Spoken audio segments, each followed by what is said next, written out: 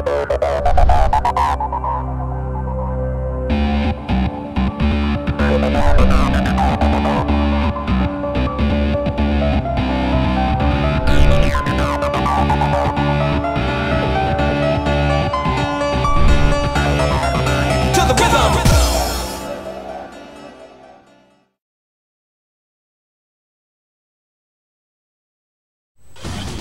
all of San Diego, this is your Fox 5 News.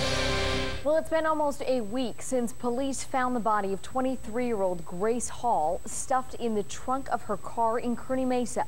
But how and why she ended up there is still a mystery. Fox 5's Sharon Chen explains the new theory from police. That's right, Jen. Now, initially, when we first covered this story on Thursday, police thought that this would be very likely a homicide.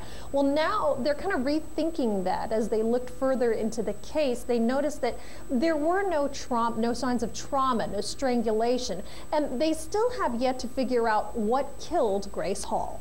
Nearly a week after Grace Hall's body was discovered in the trunk of her car, investigators are now rethinking the case. The more we discuss it and the more we evaluate it, the more it seems that this was not a homicide. Lieutenant Jorge Duran is with the San Diego Police Homicide Unit. He says Hall's body never indicated clear signs of foul play. Initially, all those signs were absent, so it was suspicious in nature merely by the fact that she was in the trunk of the car. My guess is that her thinking was, this is a place where I won't be found. Dr. Haywood Zeidman is a psychiatrist with Alvarado Hospital. He says for someone to die in the trunk is not unusual. This is a place where I'll get away with this successfully. This is a place where nobody will rescue me because I really want to die. Police say Hall was unemployed and living with her father.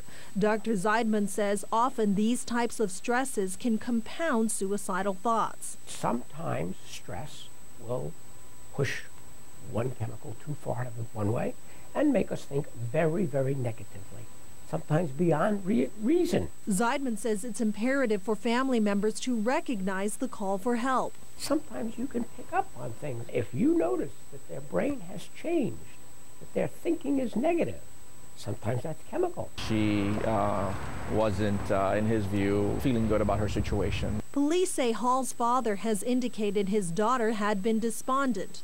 For now, the case is on hold, awaiting toxicology results.